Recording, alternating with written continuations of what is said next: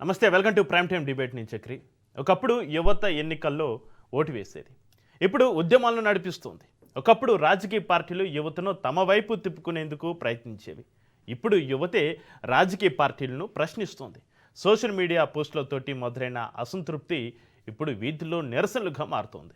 Gen Z millennials ఈ రెండు తరాలు ఇప్పుడు దేశ రాజకీయాలను ప్రభావితం చేసే స్థాయికి చేరుకున్నాయా? దేశవ్యాప్తంగా నిరుద్యోగం, ఉద్యోగ నియామకాల్లో ఆలస్యం, పరీక్షల నిర్వహణలో అక్రమాలు, పేపర్ లీక్లు, అవినీతి ఆరోపణలు ఇవన్నీ కూడా యువతలో తీవ్రమైన అసంతృప్తికి కారణమవుతున్నాయి. ఇటీవల ఢిల్లీలో జంతర్ మంతర్ వేదికగా ప్రారంభమైన యువత ఉద్యమం జాతీయ చర్చగా మారింది. పరీక్షల వ్యవస్థ, ఉద్యోగ అవకాశాలు, ప్రభుత్వ బాధ్యతపైన యువత నేరుగా ప్రశ్నలు సంధిస్తోంది. ఈ ఉద్యమంలో జెన్జీ మిలీనియల్స్ కలిసి కనిపించడం కొత్త రాజకీయ సంకేతాలను ఇస్తోంది.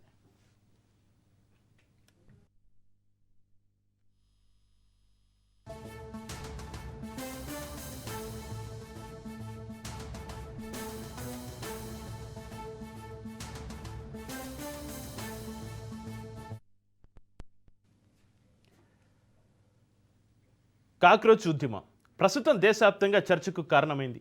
సీజేపీ పేరుతోటి గుర్తింపు పొందుతున్న యువత ఉద్యమం కేవలం సోషల్ మీడియా ఫెనామినేనా, లేక రేపటి రాజకీయ శక్తిగా ఎదుగుతుందా? నిరుద్యోగం, పరీక్షల అక్రమాలు, అవకాశాల కొరత వంటి అంశాలపైన యువతలో పెరుగుతున్న ఆగ్రహానికి ఇది ప్రతిబింబమా అనే ప్రశ్నలు వినిపిస్తున్నాయి. తెలంగాణ విషయానికి వస్తే ఉద్యోగ నియామకాలపైన యువత అసంతృప్తి కొత్త విషయం కాదు. పోలీసు ఉద్యోగాల నోటిఫికేషన్లు పెంచాలని, ఉద్యోగ క్యాలెండర్ విడుదల చేయాలని, ఖాళీల భర్తీ వేగవంతం చేయాలని నిరుద్యోగ యువత పలుమార్లు నిరసనలు చేపట్టింది. హైదరాబాద్లో ఇటీవల తరచుగా యువత రోడ్డెక్కి ఆందోళనలు నిర్వహిస్తోంది.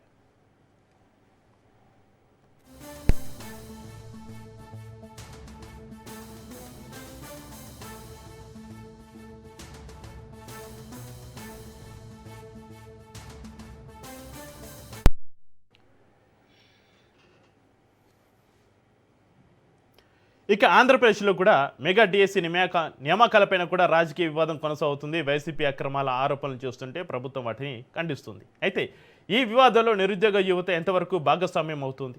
రాజకీయ పార్టీలు యువత అసంతృప్తిని తమ ఉద్యమాలకు మలుచుకోగలవా అనే ప్రశ్నలు ముందుకు వస్తున్నాయి. ఇక జార్ఖండ్లో పరిస్థితి మరింత తీవ్రంగా కనిపిస్తుంది. జేపీఎస్సీ, జేఎస్ఎస్సీ పరీక్షల్లో అక్రమాలు జరిగాయంటూ వేలాది మంది విద్యార్థులు రాంచీలో నిరసనలు చేపట్టారు. ఈ ఉద్యమానికి సీజేపీ మద్దతు ప్రకటించింది. నిరాహార దీక్షల వరకు వెళ్ళిన ఈ పోరాటం ఇప్పుడు కేవలం పరీక్షల అంశం కాకుండా యువత ఆత్మగౌరవ ఉద్యమంగా మారుతుందని విశ్లేషకులు చెబుతున్నారు.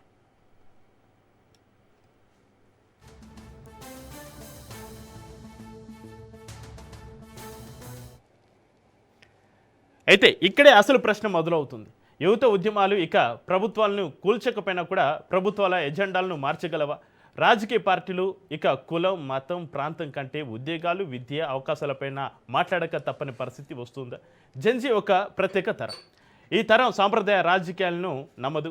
సోషల్ మీడియాలో ట్రెండ్ చేస్తుంది, అవసరమైతే వీధుల్లోకి వస్తుంది, అధికారాన్ని, ప్రతిపక్షాన్ని ఒకే రీతిలో ప్రశ్నిస్తుంది.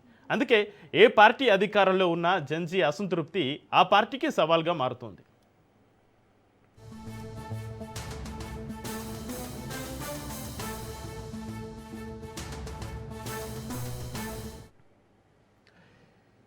మరి రాబోయే రోజుల్లో ప్రతి పార్లమెంటు సమావేశానికి ముందు జంతర్ మంతర్ కొత్త నిరసన వేదికగా మారుతుందా? సీజేపీ లాంటి ఉద్యమాలు రాజకీయ పార్టీలుగా మారే అవకాశం ఉందా? నిరుద్యోగం, అవినీతి, పరీక్షల అక్రమాలే 2029 సార్వత్రిక ఎన్నికల ప్రధాన ఎజెండాగా మారుతాయా? లేక సాంప్రదాయ రాజకీయ నేతలు మరోసారి యువతను తమ వైపు తిప్పుకోగలరా?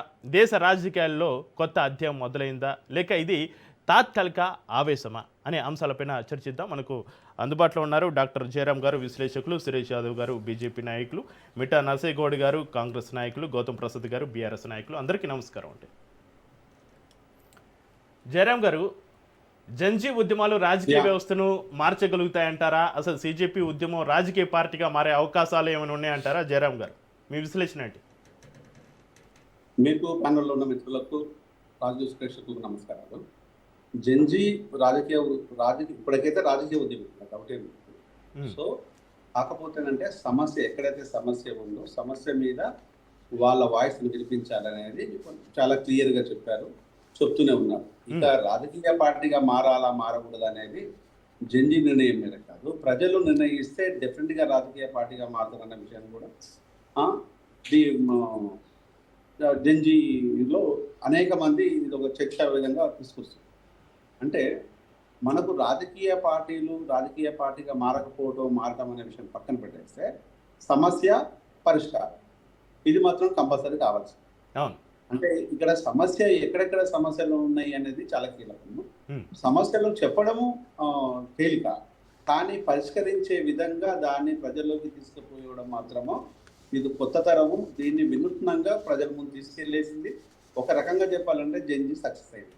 ఉమ్, సో ధర్మేంద్ర ప్రధాన్ విషయానికి వచ్చినప్పుడు కనీసము మంత్రి గారు కానీ, లేకపోతే మినిస్ట్రీకి సంబంధించిన ఇతర వ్యక్తులు కానీ, పార్టీకి సంబంధించిన స్పోక్ పర్సన్ కానీ, ప్రధాని గారు కానీ, ఎవరు కానీ ఒక్క మాట కూడా మాట్లాడినారు చెప్పండి. అంటే ఒక రకంగా చెప్పంటే నో డైలాగ్. అంటే ఒక నిశ్శబ్దము ఎంత బాధను, ఎంత ఇబ్బందిని క్రియేట్ చేస్తుందో మొన్నటి జెన్జీ ఉద్యమం చూసి చెప్పచ్చు. అంటే ప్రభుత్వము నిశ్శబ్దంగా ఉండి, ప్రభుత్వము కనుక తను చేయాల్సిన పని చేయకుండా తనను ప్రజలను ఈజీగా తీసుకున్న విధంగా ఉన్నట్టయితే ప్రజల నుంచి వచ్చిన ఆ ప్రతిఘటన, ప్రజల నుంచి ఉన్న ఒత్తిడి ఎవరైనా కూడా డెఫినెట్గా తలవగల తప్పదు. ప్రధాని గారు ఎప్పుడు మాట్లాడని వ్యక్తి. ప్రధాని గారు సోషల్ మీడియాకు అసలు కనీసం నాకు తెలిసితే ప్రధాని గారు సోషల్ మీడియాలో మాట్లాడడం అది first time, second time, third time. అది జెన్జీ ఉద్యమాన్ని ఉద్దేశించింది. అంతకంటే ముందు ఎక్కలేదు. అలా ఆయన సోషల్ మీడియాలో లాగిన్ అయ్యి దాన్ని తీసుకొచ్చి ఇన్స్టాలో పెట్టేస్తే ఇన్స్టా లోపల విత్ ఇన్ ద 24 hours లోపల 30 కోట్లకు పైచిలకు మంది దాన్ని చూశారు. ఒక రకంగా చెప్పాలంటే ప్రధాని గారికి కొత్త ఫాలోవర్స్ ఎక్కువైనలు అనే విషయాన్ని కూడా కొన్ని మీడియా సంస్థలు చాలా క్లియర్ అయ్యాయి. కొత్త ఫాలోవర్స్ కూడా ఎక్కువైపోయారు ప్రధాని గారికి అనేదాన్ని మీడియా సంస్థలు చాలా క్లియర్ అయ్యాయి. అంటే దాంతో పాటు వచ్చేసి సమస్యను పరిష్కరించే విధానాన్ని కూడా అప్రిషియేట్ చేయవచ్చు.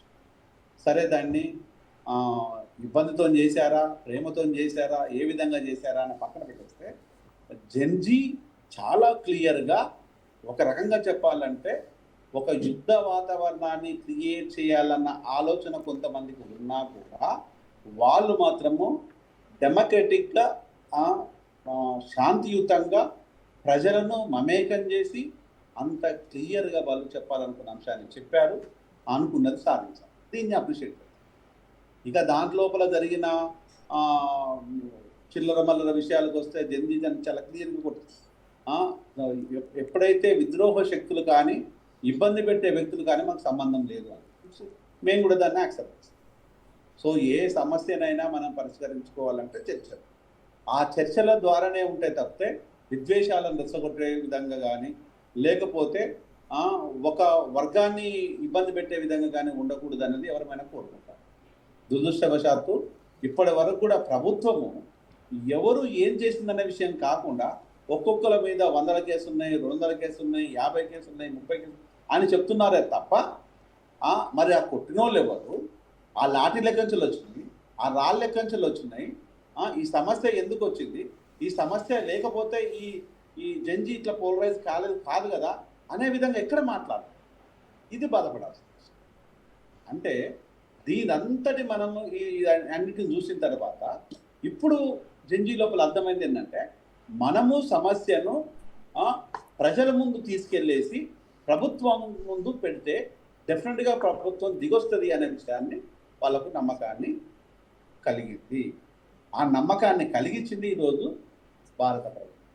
అంటే మునుముందు కూడా జయరామ్ గారు మునుముందు కూడా ఈ సిజేపీ అనేటువంటి పార్టీ ఏదైతే ఉందో కేవలం సోషల్ మీడియా మీమ్స్ తోటో వ్యంగ్యంతో ప్రారంభించిన ఈ ఉద్యమం ద్వారా ప్రభుత్వ విధానాలను ఎంతవరకు శాసించగలుగుతాయంటారు? అంటే ఒకటి చెప్పి దీంట్లోపల సిజేపీ మీరు అన్నట్టుగా మీమ్స్తోనే స్టార్ట్ అయింది. సిజేపీ ఒక సెటారికల్ గా స్టార్ట్ అయింది. సిజేపీ ఒకరి వాయిస్ తోని స్టార్ట్ అయింది. అభిజిత్ దీప్కే అనే వ్యక్తి ఒకడుగానే ఉన్నాడు. ఆ తర్వాత తను ఇన్స్టాలో ల్యాండ్ అయిన తర్వాత తన మీద అనేక రకమైన ఆరోపణలు చేయటం, దీని వెనకాల బంగ్లాదేశ్ ఉందని చెప్పడం, పాకిస్తాన్ ఉందని చెప్పడం, ఉగ్రవాద శక్తులు అని చెప్పడం, ఫారిన్ ఫండ్స్ ఉన్నాయని చెప్పడం, అనేక రకమైన ప్రచారాలు చేయటం, అదేది ప్రజలు నమ్మకపోవటము, దాని తర్వాత వచ్చేసి కొన్ని ఇబ్బందికరమైన వాళ్ళని క్రియేట్ చేయటం, తర్వాత వచ్చేసి కులాన్ని తీసుకొచ్చి ముందు పెట్టడం. అభిజిత్ దీప్కే తను పర్సనల్ గా నేను ఒక ఎస్సీ దళితుడిని, ఒక ఎస్సీ కులస్తుని అని తాను తన వాయిస్ ద్వారా ఇస్తే ఇప్పటి వరకు కూడా అది సోషల్ మీడియాలో రన్ అవుతుంది ఆ వాయిస్. అంటే ఈ విధంగా చేస్తే ఆ దళితుడు అన్న తర్వాత విపరీతమైన విషయం జిమ్మటం ఇవన్నీ జరిగినాయి. కానీ సిజేపీ పార్టీ ఈ రోజు సిజేపీ అనేది ఒక వ్యక్తి అభిజిత్ దీప్కేతో లేదు. ఈ రోజు యావత్ భారతదేశం లోపల యువకుడి లోపల నేను సిజేపీ అనే విధంగా మాట్లాడు. సిజేపీ అనేదానికి ఒక్కటే నిమిషం, సిజేపీ అనేదానికి ఒక ఆఫీస్ లేదు, సిజేపీ అనేదానికి ఒక ఆర్గనైజేషన్ లేదు, సిజేపీ అనేదానికి ఒక రిజిస్ట్రేషన్ లేదు, సిజేపీ అనేదాన్ని ఒక సమూహం కాదు. ఈ రోజు భారతదేశంలో ఉన్న యువత నేను సిజేపీ అనే స్థితికి వచ్చిండ్రు అంటే అది ఎవరి తప్పిదమందాం. రైట్, చర్చిద్దాం దీని ఈ అంశంపైన చర్చిద్దాం. జయరాం గారు, సిజేపీ ఉద్యమం రాజకీయ పార్టీకే మారే అవకాశం ఉందా? నిరుద్యోగమే దేశ యువతుల అసంతృప్తికి ప్రధాన కారణంగా మారబోతుందా? ఇక జెన్జీ ఉద్యమాలు రాజకీయ వ్యవస్థను మార్చగలవా అనే అంశాలపైన చర్చిస్తున్నాం. రైట్, మనకు స్టూడియోలో అందుబాటులో ఉన్నారు సురేష్ యాదవ్ గారు. సురేష్ యాదవ్ గారు, మీరు చెప్పండి, జాతీయ స్థాయి పరీక్షల నిర్వహణలో వైఫల్యాలు, ఇటు పేపర్ లీకేజ్లు, కేంద్ర మంత్రుల రాజీనామా వరకు వెళ్ళినటువంటి ఈ యువత ఆగ్రహాన్ని మీ ప్రభుత్వం ఎలా చూస్తుంది? ఒకటి, నాతో పాటు ప్యానెల్లో ఉన్నటువంటి పెద్దలు, అదేవిధంగా అవకాశం ఇచ్చిన రాజనీతి మీకు ధన్యవాదాలు తెలియజేసుకుంటూ, ఈ దేశంలో యువత పాత్ర కీలకం. మన స్వతంత్ర ఉద్యమంలో కావచ్చు, తెలంగాణ ఉద్యమంలో కావచ్చు, ఇది దేశంలో ఇలా ఇంత మంచి డెవలప్మెంట్ అవుతుందంటే కూడా యువతదే పెద్దపీట, ఎవరం కాదనలేం. కాకపోతే ఈరోజు ఏమవుతుందంటే యువత పక్కదారి పట్టించే విధంగా, యువత పక్కదారి పోయే విధంగా, అంటే కొంతమంది స్వార్థపరుల చేతుల్లో యువత బందీలుగా మారి, ఇది వాళ్ళు ఏదైతే వాళ్ళొక రూపొందించుకొని ఒక ప్రణాళిక రూపొందించారో దాంట్లోనే పనిచేయాలనే విధంగా పనిచేసే విధంగా ఈ కాక్రోచ్ పార్టీ పోతుంది అనేది మా యొక్క వ్యక్తిగత అభిప్రాయం. ఎందుకు ఈ మాట ఉంటుందంటే, మీరు చూడొచ్చు, సరే భారతీయ జనతా పార్టీ అధికారంలో ఉంది, బీజేపీ పార్టీ అధికారంలో ఉంది, ఇవాళ అధికారంలో ఉంది, స్వేచ్ఛ ఎక్కువ కాబట్టి మనం ఢిల్లీలో చూసినాం, జంతర్ మంతర్ దగ్గర ఎంతమంది అయినా వచ్చారు. పర్మిషన్ లేకపోతే, స్వేచ్ఛ లేకపోతే, పర్మిషన్ లేకపోతేనే, స్వేచ్ఛ లేకపోతేనే ఆ విధంగా అంతమందిని వారు తరలించిన దానికి అవకాశానికి ఇచ్చేద్దురా. రెండో విధంగా ఈ దేశ ప్రధానమంత్రి నివాసం దాకా పోయింది, స్వేచ్ఛ లేకుండానే దేశ ప్రధానమంత్రి నివాసం దగ్గర దాకా పోనిచ్చారా? అంటే ఈ దేశంలో ఏమంటారని చెప్తున్నాను, అంటే ఇంత స్వేచ్ఛ ఉన్నది, స్వేచ్ఛని అది మీరు యూజ్ చేసుకోవాలి, యూటిలైజ్ చేసుకోవాలి, మీరు నిరసన వ్యక్తం చేయాలి. ఎందుకంటే ఒకప్పుడు అందరం కూడా నిరసన వ్యక్తం చేసినమే మన స్వేచ్ఛ, అది నిరసన అనేది మన స్వేచ్ఛ, మన హక్కు కూడా. కానీ ఈ యువత పేరు మీద కొంత విద్రోహ శక్తులు ఏర్పడి మొత్తం కూడా మనం చూసినాం, ఢిల్లీలలో ఒక లారీలలో రాళ్ళు రావడం, లేకపోతే కర్రలు రావడం, రాడ్లు రావడం, వందల కేసులు ఉన్నటువంటి రౌడీ షీటర్లు రావడం మీరు చూడొచ్చు. మోదీది సరే, మీరు ప్రశ్నించడం తప్పేం లేదు, ప్రశ్నించవచ్చు. మోదీని పెళ్లి ఎందుకు చేసుకోలేదని క్వశ్చన్ చేసుడు, మోదీని ఎంత వ్యక్తిగతంగా అంటే ఇవాళ వాళ్ళకి ఇచ్చినటువంటి వాళ్ళు ఎవరైతే ఈ టీవీలలో చూసినటువంటి ఎవరైతే అసభ్యకంగా మాట్లాడి అక్కడ ఆందోళన రూపంలో వచ్చి ఎంత రాంగ్ ట్రాక్ పట్టించారో, ఎంత విద్వేషం నింపిరో, ఎంత అసభ్యకరంగా మోదీ గురించి మాట్లాడారో, వాళ్ళని ఇవాళ వాళ్ళ ఇళ్ళల్లో కూడా కిరాయి ఇస్తే కిరాయికి ఇచ్చినటువంటి ఓనర్లు కూడా ఇది సమంజసం కాదు, ఇది చాలా దుర్మార్గం. ఒక మోదీని, ఈ దేశ ప్రధానమంత్రిని పట్టుకొని నేపాల్ తరహాలను తరిమి కొడతాం, లేకపోతే చంపేస్తాం, లేకపోతే నరికేస్తాం, లేకపోతే నీ తల్లి అట్లా, నీ తల్లి ఇట్లా అనేది ఇది ఏ దారి పోతుంది, ఎట్లా పోతుంది? దీన్ని మనం ఖండించాల్సింది. ఇంకొక విషయం ఏంటంటే, నేను స్ట్రైట్గా అడుగుతున్నా, సరే యువతను కావచ్చు, జన్జీ వాళ్ళని కావచ్చు, నేను స్ట్రైట్ క్వశ్చన్ అడుగుతున్నా. ఈ భారతీయ జనతా పార్టీ అధికారంలో ఉంది కాబట్టి, నరేంద్ర మోడీ గారు ప్రధానమంత్రి ఉన్నారు కాబట్టి మీరు అడిగిర్రు, తప్పు లేదు. ఈ దేశం గురించి ఇక్కడ జరిగినటువంటి నీటు ఏదైతే ఉన్నాయో పేపర్ లీకేజ్ అంశంలో మీరు ఎవరిని అడిగిర్రు, ఎవరిని అడగాలి, ఏం అడగాలి? ఒక నిర్దిష్టమైన ప్రణాళిక లేకుండానే పేపర్ లీక్ అనేది మే 2వ తారీఖు 3వ తారీఖు లీక్ అయింది. ఆ పేపర్ లీక్ అది బీహార్లో లీక్ అయింది. ధర్మేంద్ర ప్రధాన్కి పేషీ సంబంధం లేదు, ఒక బీజేపీ క్యాడరు లేకపోతే బీజేపీ పార్టీ క్యాడరు అది లీక్ చేయలేదు. అయినా కూడా ఈ నరేంద్ర మోడీ గారి ప్రభుత్వం గుర్తించి ఈ పేపర్ లీక్ అయిందని అక్కడ ఉన్నటువంటి దోషుల్ని అరెస్ట్ చేసి, అదేవిధంగా దాని మీద మంచి బిల్లు కూడా తీసుకొచ్చడం జరిగింది. కానీ యువతను గౌరవించి, యువతను గుర్తించి, యువత యొక్క డిమాండ్లను గుర్తించి ఈ దేశం ఈ ధర్మేంద్ర ప్రధాన్ గారు రాజీనామా చేశారు కదా. తప్పేం అందులో మీ యొక్క అంటే యువతకు యువత యొక్క క్వశ్చన్ని అర్థం చేసుకునే కదా, వాళ్ళ భావాలను అర్థం చేసుకునే కదా. కానీ ఈ వెనక పార్టీలకు, కాంగ్రెస్ పార్టీ లాంటి వాళ్ళకు, అదేవిధంగా ఆమ్ ఆద్మీ పార్టీ వాళ్ళ చేతుల్లోని యువత పడొద్దు అనేది మా యొక్క అభిప్రాయం, మా యొక్క విజ్ఞప్తి. ఎందుకు చెప్తున్నా అంటే, గతంలో ఇప్పుడు ఎవరైతే ఈ సిజేపీ ఫౌండర్ ఉన్నారో ఒక ఆమ్ ఆద్మీ పార్టీ దగ్గర పనిచేసినటువంటి వ్యక్తి, సరే ఆయన ఆ పార్టీలో పనిచేస్తే క్వశ్చన్ చేయొద్దని అని నేను అనట్లేను, క్వశ్చన్ చేయొచ్చు. కానీ నరేంద్ర మోడీనే గద్దె దించుతాం. ఎవరు సార్ ఇప్పుడు 6 లక్షల మెజార్టీ తీసుకొచ్చినటువంటి 6 లక్షల మెజార్టీతో గెలిచినటువంటి ధర్మేంద్ర ప్రధాన్ ఏ తప్పు చేయకపోయినా యువతని, భారతదేశ యువత అభిప్రాయాన్ని, వాళ్ళ డిమాండ్ని గౌరవించి రాజీనామా చేశారు. అంటే మీరు దించడానికి ఎవరు అంటున్నా, నేను యువతను గౌరవిస్తాం, మేము కూడా యువత నుంచి వచ్చిన వాళ్ళం, మేము కూడా ఆ ఉద్యమాలు చేసిన వాళ్ళం కదా.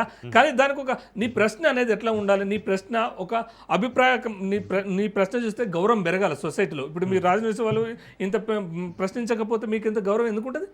ప్రభుత్వాన్ని ప్రశ్నించడం వల్లనే కదా ప్రజలు మిమ్మల్ని ఆదరిస్తారు కదా. కేంద్రంలో ఏ ప్రభుత్వం ఉన్నా ప్రశ్నలు ఉంటాయి. ప్రశ్న అనే దానికి ప్రశ్నలు ప్రశ్నిస్తే సమాధానం చెప్పాల్సిన అవసరం ఉంటుంది. మీరు ప్రశ్నిస్తే ప్రజలు గౌరవించాలి మిమ్మల్ని. ప్రశ్నను చూసి గౌరవిస్తారు, ప్రశ్నను చూసి మర్యాదిస్తారు. కానీ ఈ ప్రశ్న ఇప్పుడు నరేంద్ర మోడీ గారు ఎందుకు పెళ్లి చేసుకోలేదు అని అనే క్వశ్చన్, అది అర్థం ఉంటుందా? అంటే ఇంత అసభ్యకరంగా పోతున్నటువంటి యువతకి వివిధ పార్టీల ట్రాప్లో పడొద్దు అనేది నా విజ్ఞప్తి. రెండో విషయం ఏంటంటే, ఇక్కడ కూడా మనం చూసినాం ఈ జంజీ ఉద్యమం పేరు మీద కేటీఆర్ గారు లాంటి వాళ్ళు ఈ రాష్ట్రం ఈ గతంలో అత్యధికంగా మంత్రిగా పనిచేసినటువంటి, తెలంగాణకు ఎక్కువ కాలం మంత్రిగా పనిచేసినటువంటి, రాష్ట్ర మంత్రిగా పనిచేసినటువంటి కేటీఆర్ గారు ఆయన సభలో ఒక ఆడపిల్ల ఏ విధంగా ఏం చేసిందో, మనం నరేంద్ర మోడీ గారికి, బీజేపీ ప్రభుత్వానికి ఏ విధంగా అసభ్యకరమైనటువంటి మెసేజ్ ఇచ్చిందో, అంటే ఇట్లాంటి కల్చర్ని అణచివేయాలి.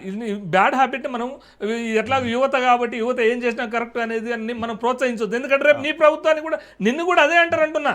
సో యువతను కూడా అంటున్నా, ప్రశ్నించడంలో తప్పు లేదు. భారతీయ జనతా పార్టీ, కాంగ్రెస్ యువతలో నిరుద్యోగులు ఎవరైతే ఉన్నారో, ఎవరైతే అణచివేతకి పాల్పడుతున్నారో, యువతకి న్యాయం జరగడం కోసం ఉద్యమాలు జరిగినప్పుడు మాత్రం ఖచ్చితంగా ప్రభుత్వాలు, ఇక్కడ రాష్ట్ర ప్రభుత్వం కావచ్చు, కేంద్ర ప్రభుత్వాలు కావచ్చు, నేను ఒకటే స్ట్రైట్గా అడుగుతున్నా. ఇప్పుడు ఇక్కడ స్టూడెంట్స్ కి అండగా నిలబడాల్సిన అవసరం ఉంది కదా. జంజీ తరాలకి ఎలాంటి నమ్మకాన్ని మీరు ఇస్తారంటున్నా సార్? ఇప్పుడు నమ్మకం ఇవ్వకపోతే, వాళ్ళ యొక్క ఉద్యమాన్ని గౌరవించకపోతేనే ధర్మేంద్ర ప్రధాన్ గారు, నరేంద్ర మోడీ గారు సూచనతో రాజీనామా చేయలేదు కదా. వారి యొక్క డిమాండ్, గౌరవాన్ని గుర్తించే కదా మంచి చట్టం, ఒక బిల్లు తీసుకొచ్చారు కదా. 10 సంవత్సరాల లోపు ఎవరైనా పేపర్ లీక్ చేస్తే కఠినంగా, ఇంతమందికి 60 సంవత్సరాలు 70 సంవత్సరాలు స్వతంత్రం వచ్చిన కాంచి ఇంత కఠినమైన చట్టాలు లేవు. అయినా మోదీ గారు గుర్తించి దీనికి ఒక పోలీస్ స్టాప్ పెట్టాలి, నా దేశం యువత ఆందోళన చెందొద్దు, నా ఈ దేశం యువత ఆత్మహత్యలకు పోవద్దని చెప్పేసి, విద్యార్థులు ఇబ్బందులకు గురి కావద్దని చెప్పేసి బలమైన చట్టాలు తీసుకొచ్చినప్పుడు వివిధ రూపంలో యువత కూడా హర్షించాల్సిందే కదా.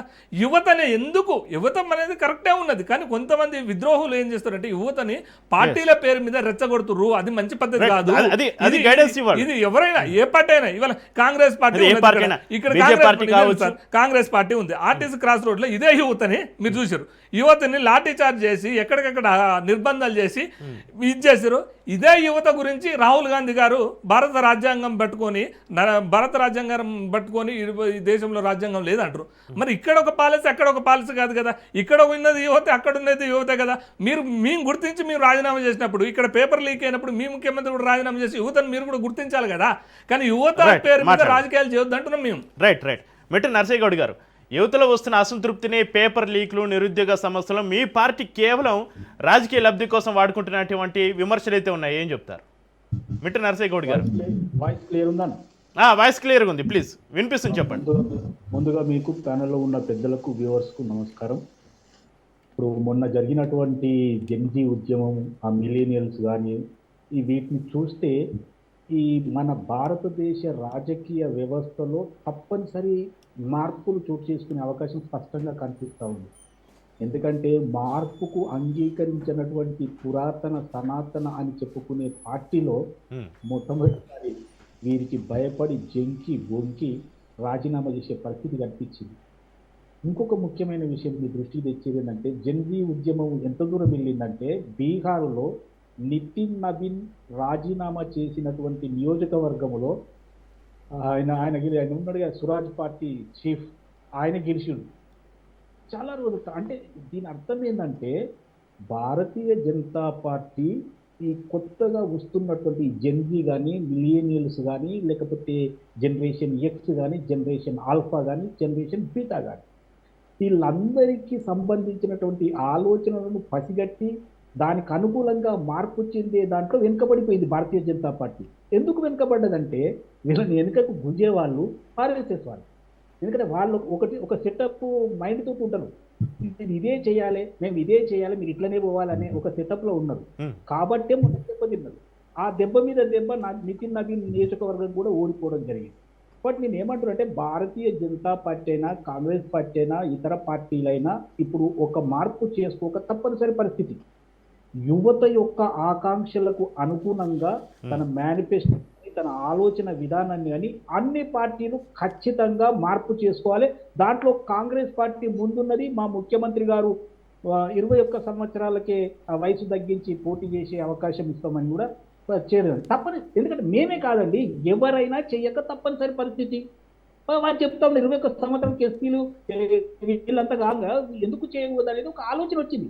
రెండో విషయం ఏంటంటే ఈ జెన్జీ ఉద్యమంలో కీలకంగా దీప్కే సరే అది సెటైరికల్గా స్టార్ట్ అయినా ఏం స్టార్ట్ అయినా ఒక్క విషయం అయితే స్పష్టంగా అర్థమైన విషయం ఏంటంటే భారతీయ జనతా పార్టీ ప్రభుత్వం మీద అంటే ప్రభుత్వానికి ఏదైనటువంటి నరేంద్ర మోడీ గారి మీద అసంతృప్తితో ఉన్నది వాస్తవం. ఇప్పటికీ కూడా బీజేపీ వాళ్ళు మభ్యపెట్టాలనే చూస్తూ ఉన్నారు మోడీతో సహా. మోడీ సెషన్ జరుగుతున్నప్పుడు మీ ప్రకటన పార్లమెంటులో చేయాలి, మీరు చేయరు.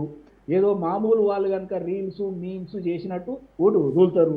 ఎందుకండి ఈ విషయాలు? అంటే రాజ్యాంగం అంటే మీకు ఇప్పుడు కూడా విలువ లేకుండా పోయిందా? సెషన్లో ఉండగా పార్లమెంటు నడుస్తుండగా మీరు దాంట్లో ఎందుకు చేయరు? అంటే రాజ్యాంగం కాంగ్రెస్ పారిపోయారు. మరి ఒక్క నాన్న నువ్వు మాట్లాడినప్పుడు నేను విన్నా. నేను ఏమంటున్నానంటే ఇప్పటికీ కూడా ఆర్ఎస్ఎస్ నుంచి వచ్చినటువంటి మోడీ గారి మనసు కానీ మనస్తత్వం కానీ పరిపాలన విధానం కానీ మారుతుంది అని నేనైతే అనుకోవడం లేదు. కాబట్టి వారినే మార్చక తప్పనిసరి పరిస్థితి. ఈరోజు జెన్జీలు అంటే 1997 నుండి 2012 లోపల పుట్టినటువంటి ఈ జెన్జీలు, వీరికి మిలీనియల్స్ అంటే 81 నుండి 97 వరకు ఉన్న వాళ్ళు, తర్వాత 2010 నుండి 24 వరకు ఉన్న ఈ ఆల్ఫా, వీళ్ళంతా కలిసి ఏం చేయబోతా ఉన్నారు అంటే నరేంద్ర మోడీ గవర్నమెంట్ను మార్చబోతా ఉన్నారు అనేది స్పష్టమైన సంకేతం. నర్సయ్యగౌడ్ గారు ఎట్ ద సేమ్ టైమ్ ఇక్కడ మీ ప్రభుత్వాన్ని కూడా జెన్జీ ప్రశ్నిస్తుంది. మిట్ట నర్సయ్యగౌడ్ గారు తెలంగాణ యువత ఉద్యోగ నియామకాల జాప్యం పైన ప్రశ్నిస్తుంది జెన్జీ. మీరు కూడా సమాధానం చెప్పాల్సినటువంటి పరిస్థితి ఉంది. అధికారంలో ఉన్న రాష్ట్రాల్లో కావచ్చు, కేంద్రంలో యువత సమస్యలపైన మీ స్పష్టమైన శాశ్వత కార్యాచరణ ప్రణాళిక ఏంటో కూడా చెప్పాల్సిన అవసరం ఉంది నర్సయ్యగౌడ్ గారు. ఎందుకంటే ప్రధానికి మన బీజేపీని బ్లేమ్ కూడా చేయవద్దు కదా. వాస్తవం నేను ఏమంటున్నా, మేము కూడా మార్చుకోవాల్సిన అవసరం ఉందని నేను మొదలే చెప్పిన మీకు. నేను ఏమంటే అన్ని పార్టీలు, నా పార్టీ మీ పార్టీ కాదు, కానీ వీరి సనాతన వినూతన వీళ్ళని ఏదైతే చెప్తారో వీళ్ళు పూర్తిగా ప్రక్షాళన చేసుకోవాల్సిన అవసరం వచ్చింది. లేదు అని అంటే ఇక వీళ్ళు ఇంటికి పోక తప్పనిసరి పరిస్థితి వచ్చింది. నేనన్నా యూత్కు మేమన్నా 2.5-3 సంవత్సరాలు వచ్చినాక మేమేం చేసినాం, 12 సంవత్సరాల నుంచి మీరేం చేసినో తెలుసుకోవాలి కదా. అతి కీలకమైన విషయం మీ దృష్టికి తెచ్చేది ఏంటంటే మోడీ గారు ఒక మేము ఏదో చేసిండు. ఏమని మా తల్లిని తెచ్చినా, నన్ను తెచ్చినా, మా పార్టీ వాళ్ళని తెచ్చినా, అడవులుగా మాట్లాడినా నేను మిమ్మల్ని క్షమిస్తున్నా, మేము ఇలా కేసులు లేకుండా అని ఒక మాట చెప్పింది. అది కాదు వాస్తవం, చెప్పవలసిన మాట అది కాదు. నేను మిమ్మల్ని లాఠీ చార్జ్ చేసిన, మిమ్మల్ని రకరకాల కేసులలో పెట్టిన, తలకాయలు బల కొట్టిన, అమ్మాయిలను పడవి పాటల మీద కొట్టిన, వాళ్ళ చింపించిన, కాబట్టి నన్ను క్షమించమని చెప్పాలి. సురేష్ గారు మళ్ళీ అవకాశం ఇస్తాను.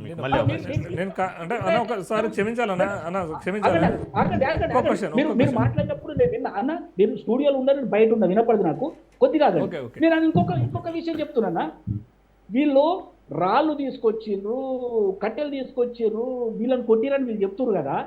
ఇదే స్పోక్స్ పర్సన్ ఇది మన విదేశీ వ్యవహారాల శాఖ స్పోక్స్ పర్సన్ చెప్తారు. ఇదే క్వశ్చన్ వేస్తే మా దగ్గర విదేశీ శక్తులు ఉన్నట్టు కానీ ఎలాంటి ఆధారాలు లేవు అని చెప్తున్నారు. వీళ్ళ సోషల్ మీడియాలో పెట్టేది మొత్తం పాకిస్తాన్, బంగ్లాదేశ్, అమెరికా వాళ్ళు ఉన్నారని. వాస్తవం ఏంటంటే 94 చిల్లర భారతీయులే ఉన్నారు అందులో. నేను ఏమంటున్నంటే వీళ్ళు ఒక 4 మాటలు నేర్చుకున్నారు. ఎవరన్నా ప్రశ్నిస్తే అది జెన్జీ కానీ వేరే పార్టీ కానీ ఇంకెవరైనా కానీ విదేశీ శక్తులు ఉన్నాయి, దేశద్రోహులు, ఈ అర్బన్ నక్సలైట్లు, వీళ్ళ మీద కేసులు పెట్టాలి.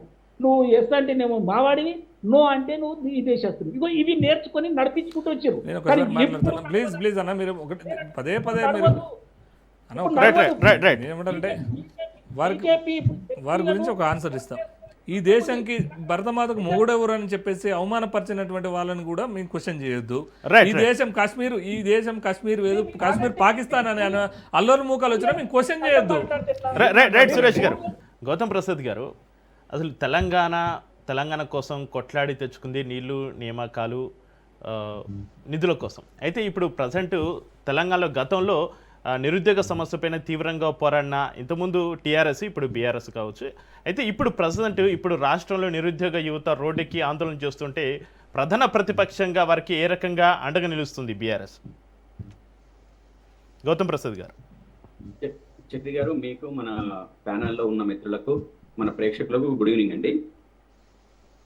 చక్రి గారు, ఈరోజు దేశవ్యాప్తంగా యువత చేస్తున్న పోరాటం ఏదైతే ఉందో, రాజకీయాలలో మార్పు రావాలని కావచ్చు, ప్రజా సమస్యలు పరిష్కరించాలని కానీ, మెజార్టీ ప్రజల అభిప్రాయం కానీ వ్యక్తపరచడంలో, వెలిబుచ్చడంలో యువత ఈరోజు ప్రముఖమైన పాత్ర పోషించడాన్ని చాలా నేనైతే వ్యక్తిగతంగా కావచ్చు, పార్టీగా కావచ్చు అభినందిస్తుంది. అదేవిధంగా మొత్తం నిన్నటి దాకా జరిగిన ఒక పెద్ద పోరాటము, ఆ పోరాటంతో అంటే దేశంలో ఒక పేపర్ లీకేజ్ లాంటి ఒక ప్రమాదకరమైన ఘటన జరిగినప్పుడు ఆ ఘటనని చాలా తేలిగ్గా తీసుకున్న అధికార యంత్రాంగం, అదేవిధంగా కేంద్ర ప్రభుత్వం జెన్జీ ఉద్యమం తర్వాత అసలు ఏం చేయాలనో పాల్పోని స్థితి వైపు నెట్టివేయబడ్డది.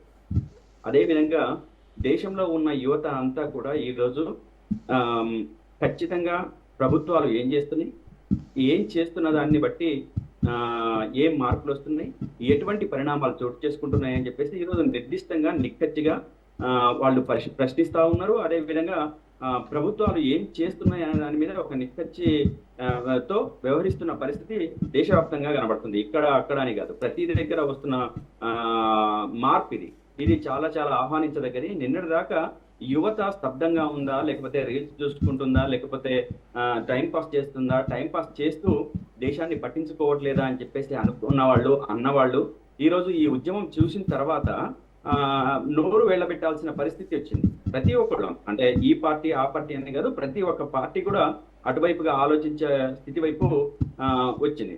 కాబట్టి దేశ యువత మూసుకొని కూర్చోదు, చెవులు వినబడ్డనట్టు ఉండదు, ఈ దేశంలో ఏం జరుగుతున్నా చూడనట్టు ఉండదు, లేకపోతే ఏం జరుగుతున్నా వినబడనట్టు ఉండదు అని చెప్పేసి ఈ ఉద్యమం ఒక నిక్కచ్చి సమాచారాన్ని ఈ సమాజంలోకి పంపిందనడానికి ఏమాత్రం మనం వెడకాడాల్సిన అవసరం లేదు. అదేవిధంగా ఈ ఉద్యమం మీద ప్రభుత్వం, అదే కేంద్ర ప్రభుత్వం ముఖ్యంగా అంటే చాలా స్వేచ్ఛగా జరిగింది.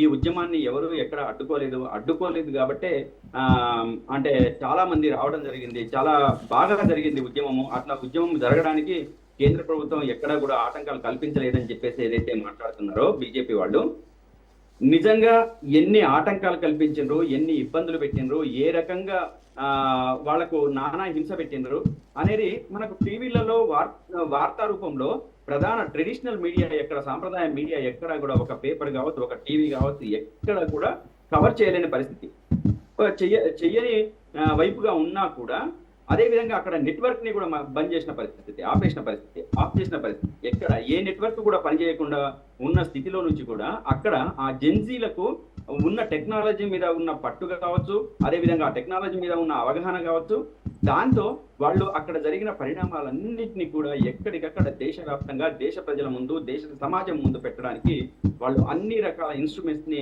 ఉపయోగిస్తున్నారు. ఎప్పటికప్పుడు దేశ రానున్న కాలం మొత్తం కూడా జెన్జీ అని కేటీఆర్ కూడా నేను వ్యాఖ్యానించడం జరిగింది. అదే గౌతమ్ గారు. నేనేమంటున్నా అంటే రాబోయే కాలం అంతా తప్పనిసరిగా మా కేటీఆర్ గారు చెప్పినట్టు అది ఈ పార్టీ ఆ పార్టీ అంగీకరించకుండా ఉండే అవకాశం లేదండి. ఈ రోజు మా కేటీఆర్ గారు చెప్తున్నది కూడా పదే పదే ప్రతి మీటింగ్ లో కూడా జెన్జీ అభిప్రాయాల్ని గౌరవిద్దామనేదే మాట్లాడుతున్నారు. ఖచ్చితంగా గౌరవించాలి. నిన్నటిదాకా ఏం జరిగిందో మనం ఇక దాని గురించి ఆలోచించద్దు. ఇక ముందు జెన్జీ ఈ రోజు చాలా అలర్ట్ గా ఉంది. వాళ్ళ ఆలోచనలకు తగ్గట్టు వాళ్ళ మనసుకు తగ్గట్టు మనం నిర్వర్తించాల్సిన బాధ్యతలు మనకు చాలా ఉన్నాయని తను పదే పదే చెప్పడం జరిగింది. అదే విధంగా ఇందాక మోదీని తిట్టారు అని చెప్పేసి, తల్లిని తిట్టారు, మోదీని తిట్టారు అని చెప్పేసి మాట్లాడారు ఎవరు, మన బీజేపీ నాయకుడు. మోదీని ఏదైతే ఉద్యమం చేసిన వాళ్ళు ఎక్కడైనా కానీ మోదీని తిట్టారా? అదేవిధంగా ఒకవేళ మోదీని తిట్టిన సంఘటనలు అధికారికంగా వాళ్ళ అంటే అక్కడికి వచ్చిన వాళ్ళు వ్యక్తిగతంగా ఏదైనా మాట్లాడితే మాట్లాడిండొచ్చు. నేనైతే ఆ వీడియోలు నా దృష్టికి అయితే రాలేదు. సరే మోదీని ఏం తిట్టారు ఏంటి అని చెప్పేసి, అదే తల్లిని తిట్టారు, మోదీని తిట్టారు, లేదా పెళ్లి ఎందుకు చేసుకోలేదనే మాటలు అంటే కొన్ని వీడియోలు వచ్చాయండి గౌతమ్ ప్రసాద్ గారు, కొన్ని సోషల్ మీడియాలో వైరల్ అయ్యాయి, కొన్ని వీడియోలు వచ్చాయి. సరే, అయితే నేనేమంటున్నానంటే ఒకవేళ వచ్చినాయి అనుకోండి, అది ఏమైనా తనే చెప్పిండు కదా, నేనేం మనిషికి పుట్టిన మనిషిని కాదు, నేను మనిషిని కాదు అని చెప్పేసి అన్నది ఎవరు? మనం కాదు కదా. మోడీ గారే స్వయంగా చెప్పారు, నాకు తల్లి తండ్రి వీళ్ళు ఉన్నట్టుగా నేనైతే అనుకోవట్లేదు, నేను ఒక దైవాంశ సంభూతుడిని అని చెప్పేసి పరోక్షంగా మాట్లాడిన మాటలు వాస్తవం కాదా? కాబట్టి నేను అతని తల్లిని ఒకవేళ ఎట్లా ఆ దైవాంశ సంభూతుడు అయినా కానీ ఏదో రూపంలో తల్లి ఉన్నా కానీ అట్లా తిట్టడం అనేది ఎవరు దాన్ని అంగీకరించాడు? ఎవరైనా అంగీకరించారు, ఎవరు అంగీకరించాల్సిన అవసరం లేదు. కానీ పిల్లల్ని కొడుతుంటే, విద్యార్థుల్ని కొడుతుంటే, కింద పడేసి తంతుంటే, లాఠీలతో విపరీతమైన వీరంగం చేస్తుంటే, అంటే అమ్మాయిల ప్రైవేట్ పార్ట్స్ తో సహా ఇష్టం వచ్చినట్టు చేస్తుంటే అది వాళ్ళకి బాధ అనిపించలేదు. కానీ దేశ ప్రధానిగా ఉన్న నరేంద్ర మోడీ గారు నెల రోజుల తర్వాత కూడా స్పందించకపోతే ఆయనకు ఒక మాట అంటే వీళ్ళంతకు బాధ వస్తుంది. నిజంగా జరిగినప్పుడు నీట్ పేపర్ లీక్ అయిన వెంటనే కేంద్ర ప్రభుత్వం దాని మీద స్పందించి దాని మీద చర్య తీసుకొని ఉంటే ఈ రోజు ధర్మేంద్ర ప్రధాన్ రాజీనామా చేయాల్సిన పరిస్థితి ఉండేది కాదు. వెంటనే ముందుకు వచ్చేసి సమస్య గురించి మాట్లాడి ఈ మొత్తం వ్యవస్థలో మా వైపు నుంచి పొరపాటు జరిగింది, తప్పు జరిగింది, ఈ తప్పు జరిగింది కాబట్టి ఈ తప్పుకు మేము తప్పనిసరిగా ఈ సమాజానికి, విద్యార్థులకు, నీటి విద్యార్థుల సమస్యతో పాటు సమస్త విద్యార్థి లోకానికి కూడా మేమంతా క్షమాపణ చెప్తున్నామని చెప్పేసి అని ఉంటే దేశ యువత అంత పెద్దగా దాని మీద ఆలోచించేది కాదేమో. కానీ దాన్ని గోటితో పోయేదాన్ని గొడ్డటి దాకా తీసుకొచ్చి ఇష్టం వచ్చినట్టు చేసి మొత్తం యువతనంతా కూడా సప్రెస్ చేసిన పరిస్థితి ఈ దేశంలో లేదా? అదేవిధంగా ధర్మేంద్ర ప్రధాన్ చాలా అంటే గౌరవించి, యువత ఆలోచనను గౌరవించి, యువత డిమాండ్ ని గౌరవించి రాజీనామా చేసినామని చెప్పేసి మాట్లాడుతున్నారు. అట్లా చేసిందా? అట్లా ఒకవేళ ఎప్పుడు చేసి మొదటి రోజే ఆ డిమాండ్ వచ్చిన రోజే మా ప్రభుత్వం దీని మీద స్పందిస్తుంది, మేము రాజీనామా చేస్తున్నామని చెప్పేసి నైతికంగా ధర్మేంద్ర ప్రధాన్ గారికి రాజీనామా చేసి ఉంటే ఈ రోజు ఆ మాట వాళ్ళు క్లెయిమ్ చేసుకున్నా దాంట్లో తప్పు పట్టాల్సిన అవసరం లేదు. ఒక్క నిమిషం ప్లీజ్ చక్రి గారు. ఏంటంటే వచ్చిన యువతనందరినీ కూడా వీళ్ళు ఏమన్నారు? విదేశీయులు అన్నారు, పాకిస్తానీలు అన్నారు, బంగ్లాదేశీయులు అన్నారు, చైనీయులు అని అన్నారు. అవునా కదా? విదేశస్తులు అన్న తర్వాత విదేశీ ఫండింగ్ ద్వారా ఉద్యమం నడుస్తుందని చెప్పేసి అన్నారు. ఒకవేళ విదేశీ నిధుల ద్వారానే నడుస్తూ ఉంటే, ఒకవేళ మాదంతా కూడా విదేశీ ఉద్యమమే అయితే మీరు కదా ఫెయిల్ అయిందని చెప్పేసి హోంమంత్రిని రోజు బీజేపీ అధినేత మాట్లాడిన పరిస్థితి అవునా కదా? మీరు చెప్పండి. హోంమంత్రిగా మీరు ఫెయిల్ అయినని చెప్పేసి మాట్లాడారు. మాకు విదేశీ ఫండ్ అందింటే, విదేశీ నిధుల ద్వారా మేము ఆర్గనైజ్ చేస్తుంటే కనుక మీరు దారుణంగా ఫెయిల్ అయ్యారు ఈ దేశ హోంమంత్రి కాదని చెప్పేసి మాట్లాడిన సందర్భం. అదేవిధంగా విదేశీ నిధులు వస్తున్నాయని అని చెప్పినప్పుడు దాని మీద పర్ఫెక్ట్ గా ఎక్కడైనా వీళ్ళ దగ్గర సమాచారం ఉందా? ఫారెన్ ఎక్స్టర్నల్ మినిస్టర్ ఏం చెప్పారు, ఆయన స్పోక్స్ పర్సన్ ఏం చెప్పారు? రైట్ గౌతమ్ గారు, సమయం లేదు. సురేష్ గారికి ఒకసారి మీ ప్రశ్న సమాధానం చెప్పిన తర్వాత మనం జయరామ్ గారి దగ్గరికి వెళ్దాం. పార్టీలు ఎక్కడ ఒక మాట మాట్లాడతా. బీఆర్ఎస్ ఒక్క నిమిషం బీఆర్ఎస్ వాళ్ళు సంపినోలే సన్నాయి పాడినట్టు లేకపోతే సంపినోడే తలుగోరు పెట్టినట్టు వీళ్ళు మాట్లాడుతుంటే నాకైతే ఆ దయ్యాల వేదాలు వేధించినట్టు ఉంది. ఎందుకంటే 10 ఏళ్ల పాటు అధికారం నుండి పేపర్ లీక్ అయ్యి ఎంతోమంది విద్యార్థులు చావు కారణమైనప్పుడు కేటీఆర్ గారు రాజీనామా చేసినారా? మీరు ఎప్పుడైనా, మీ పార్టీ ఎప్పుడైనా స్పందించిందా? ఈ క్వశ్చన్ పేపర్లు జిరాక్స్ సెంటర్లో దొరికినాయి. టీజీపీఎస్సీ పేపర్లు దొరికినప్పుడు ఏమన్నాడు? ఇదే కేటీఆర్ గారు ఏమన్నారు? దానికి మేమెందుకు రాజీనామా చేయాలండి, మేమెందుకు రాజీనామా చేస్తామని చెప్పేసి ఇక్కడ అంచివేసింది, అక్రమ కేసులు పెట్టింది, నిరుద్యోగుల మీద కేసులు పెట్టింది. ప్రవళిక లాంటి చావు ప్రవళిక లాంటి వాళ్ళ చావులకు కారణమైనటువంటిప్పుడు కూడా ఒక ఆడతల్లని చూడకుండా అది ప్రైవేట్ అంశం, అది గవర్నమెంట్ సంబంధం లేదన్న మాట్లాడింది ఎవరండి? వాళ్ళ తల్లిదండ్రులు కిడ్నాప్ చేసుకొచ్చింది ఎవరండి? వాళ్ళ ప్రవళిక తల్లిదండ్రులు కిడ్నాప్ చేసుకొచ్చి వేరే స్టేట్మెంట్ ఇప్పించారు. బోడ సునీల్ నాయక్ సావుకు కారణం ఎవరండి? ఆ రోజు మీరు రాజీనామా చేసిరా? ఆ రోజు మీరు స్పందించిరా? ఆ రోజు కనీసం కేసీఆర్ రాజీనామా చేసిందా, కేటీఆర్ చేసిండా, లేకపోతే సంతోష్ రావు గారు చేసిరా? భారతీయ జనతా పార్టీ గురించి మాట్లాడే నైతిక హక్కు మీకు లేదు సార్, మీకు లేదండి. ఎందుకు లేదంటే ఆ రోజు మీరు చేస్తుంటే, మీరు చేస్తున్న సంవత్సరం వారు చేస్తున్న రాజకీయం మాట్లాడొద్దు. మీరు రాజీనామా చేసిండా కేటీఆర్? చెప్పండి, కేటీఆర్ రాజీనామా చేసిండా అంటున్నా? పేపర్ లీక్ అయినప్పుడు, ఎంసెట్ పేపర్ లీక్ అయినప్పుడు, 10th క్లాస్ పేపర్ లీక్ అయినప్పుడు మీరు రాజీనామా చేసిరా? మీరు ఎంత తక్కువ మాట్లాడితే అంత అరే రాజీనామా చేసిన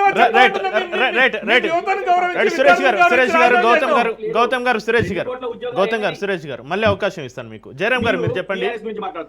అధికారంలో ఉన్న కాంగ్రెస్ అధికారంలో మీరు మా పార్టీ గురించి నైతిక హక్కు మీకు ఎన్నడూ లేదు సార్. నేనేమంటున్నా, మీరు ఆ రోజు రాజీనామా చేస్తే ఇవాళ ధర్మేంద్ర ప్రధాన్ రాజీనామాని ప్రశ్నించే హక్కు ఉంటుంది. ప్రశ్నించే హక్కు ఉంటుంది. మా బీఆర్ఎస్ ని మీరు అడిగే హక్కు లేదని మా అనకూడదు. అని మేము అదే అంటున్నాం. మేము రాజీనామా చేసినాం కదా అన్న, యువతని గౌరవించి, విద్యార్థులు గౌరవించి మీరు రాజీనామా చేస్తాం. మీ పీరియడ్ లో ఎన్నో పేపర్లు లీక్ అయినా, ఎంతో మంది అర్హత లేదంటున్నా. మిమ్మల్ని ప్రశ్నించే హక్కు. రైట్. అయితే జయరాం గారు, గౌతమ్ గారు వాళ్ళ తలలు పలగొట్టిన తర్వాత మీరు మీకు నైతిక హక్కు లేదంటున్నా. మీరు చేస్తుంటే అయిపోయిందండి. జయరాం గారు నైతికత ఉందా మీకు కొంచెమన్నా? చెప్పాలి, పేదవాళ్ళు చెప్పాలి. 10 ఏళ్ళు వీళ్ళు ఏనాడని రాజీనామా చేసిరా? వీళ్ళు ఏమైనా సమాధానం చెప్పిరా విద్యార్థులకు? ఏ రోజైనా వీళ్ళు వచ్చి విద్యార్థులతో, యువతతో మాట్లాడారా? జయరాం గారు ఉద్యమం చేయకుండా ఏం చేసిండ్రు? మీరు ఎక్కడన్నా క్వశ్చన్ చేసిండ్రా? మీరు అంతా చోటేబాయ్ బడేబాయిలు. మీరు ఎంత ఆయన మాకు చూడబాయి, మీరు మాకు చూడబాయి, ఎవరైనా చూడబాయిలనే చెప్పుకోవాలి. మీరు ఆ పబ్బం గడుపుకోవాలి. బీఆర్ఎస్ ఏమో బీజేపీ కాంగ్రెస్ చోటబాయి, కాంగ్రెస్ ఏమో బీఆర్ఎస్ బీజేపీ చోటబాయి అన్నటువంటి పరిస్థితులు. జయరాం గారు మీరు చెప్పండి, ఈ అవినీతి, పేపర్ లీక్లు, నిరుద్యోగమే 2029 ఎన్నికల ప్రధాన అంశాలు అవుతాయంటారా? ఈ రాజకీయ నాయకులు యువత ఆగ్రహాన్ని ఏ విధంగా అర్థం చేసుకుంటున్నారు? ఏంటి పరిస్థితి? జయరాం గారు మీరు వింటున్నారు కదా, మీరు మీ విశ్లేషణ ఏంటి? ఇక్కడ ఏంటంటే బీజేపీ చేసిన దానికి బీజేపీ శ్రేణులలో ఎక్కడ ఎలాంటి బాధ లేదు. ఇక్కడ బీజేపీ మొదటి నుంచి కూడా ఏంటంటే వాళ్ళ వాట్సాప్ యూనివర్సిటీ నుంచి ఫస్ట్ ప్రచారం మొదలుపెట్టి యాంటీ నేషనల్స్. ఎవరు యాంటీ నేషనల్స్? మరి ఎంతమందిని యాంటీ నేషనల్స్ గుర్తించిండ్రు? ఎంతమంది ఇతర దేశస్తులను గుర్తించిండ్రు? ఎంతమందిని ఇప్పుడు మీరు శిక్షిస్తున్నారు అనేది దీనిపైన లెక్క ఉండదు. కానీ ఒక ఫ్లూరల్ వర్డ్ ఉపయోగించి ఏం చెప్తారంటే యాంటీ నేషనల్. బీజేపీని ప్రశ్నిస్తే యాంటీ నేషనల్స్, బీజేపీ ప్రశ్నిస్తే విదేశీయులు, బీజేపీని ప్రశ్నిస్తే ఒక కమ్యూనల్ ఇష్యూస్ బయటకు వస్తాయి. ఏదైనా బీజేపీతో మాట్లాడితేనే మాత్రమే వస్తాయి. బీజేపీ మాట్లాడి చేసిన దానికి ఏం రాదు, అదంతా దేశభక్తి. మరి ఈ దేశంలో పుట్టిన బిడ్డలను, పసిబిడ్డలను, 18-19 years ఉన్న ఆ బిడ్డల్ని ఒంటి మీద లాఠీని విరిగేటట్టు కొట్టి ఆడబిడ్డలను చూడకుండా కనీసం ఇష్టానుసారంగా విలయతాండం చేసిన ఆ యాంటీ నేషనల్స్ ఎవరు?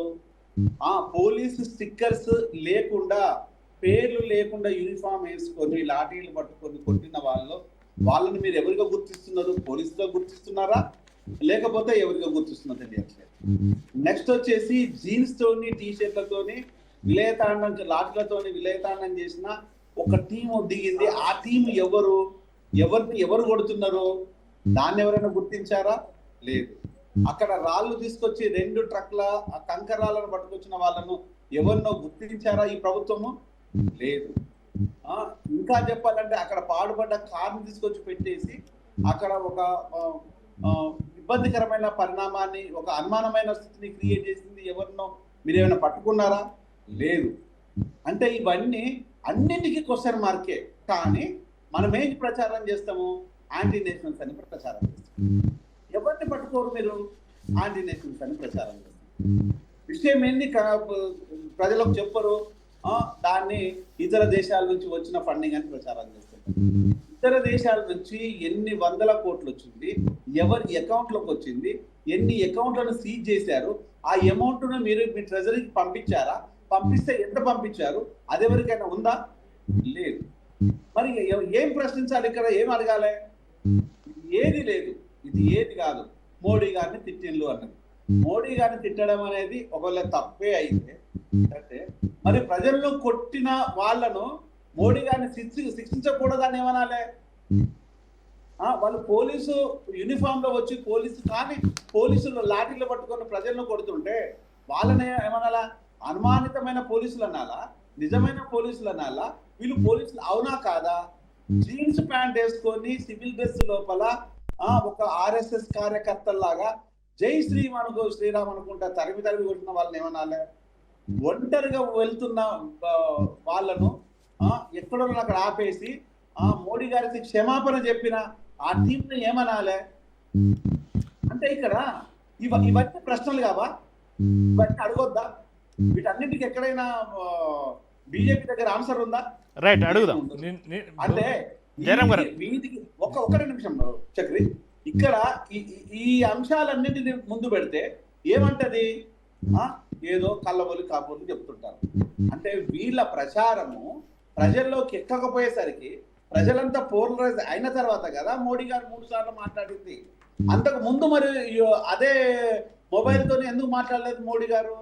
ప్రజలు ఉద్దేశించి ఇప్పటి వరకు మణిపూరి అల్లర్ల మీద ఇప్పటి వరకు మాట్లాడలేదు. దాన్ని ఏమనాలి? ఈరోజు జంజీ కదులుతా కదా మాట్లాడింది, మంత్రిని తీసేసింది.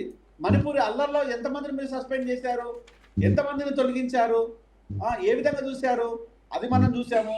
నెక్స్ట్ వచ్చేసి రైతుల విషయానికి వచ్చినప్పుడు వాళ్ళని కూడా ఇలానే కదా మీరు చేసింది.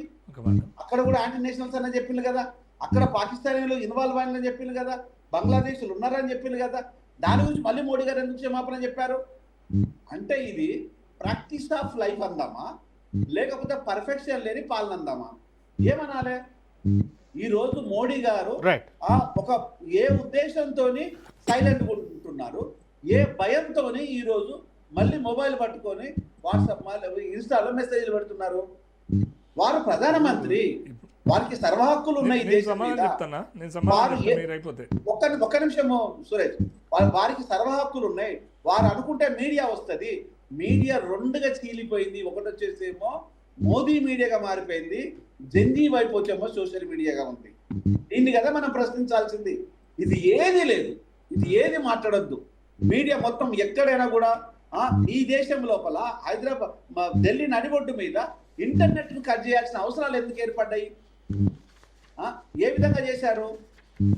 ఎందుకు మీరు ఆపేశారు? ఈ దేశంలో ఉన్న అంత అల్లర్లు సృష్టించింది అక్కడ ఏం లేదే. అక్కడ క్రియేట్ చేసిన వాడిని ఎవడో పట్టుకోలేదు కదా మీరు. అంటే ఇవన్నీ ప్రశ్నలు, ఇంత ప్రశ్నలు ఉన్నా కూడా ఏకైక వాళ్ళు చెప్పేది ఏంటి అంటే ఈ దేశం కోసం మేము ఏం చేసినా మీరు భరించాల్సిందే, ఎవరిని చంపినా మీరు వదులుకోవాల్సిందే, ఏది జరిగినా మీరు మాట్లాడద్దు అనే విధానమైనా దాన్ని మాట్లాడకూడదా? అంటే పిల్లిని రూమ్ లో బంధించి కొడితే ఒక సామెత ఉంటుంది, పులిగా మారుతున్నారు. ఈరోజు జంజీ జీవితాలతోనే ఆడుకుంటే 22 లక్షల మంది ఆ నీట్ విద్యార్థులు, 17 లక్షల మంది వచ్చేసి ఈరోజు సిబిఎస్ సిలబస్ విద్యార్థులు, వాళ్ళ జీవితాలు 10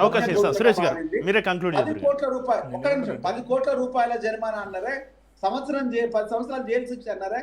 ఈ రోజు లక్షల కోట్లు సంపాదిస్తున్నారు విద్యా వ్యాపారం మీద.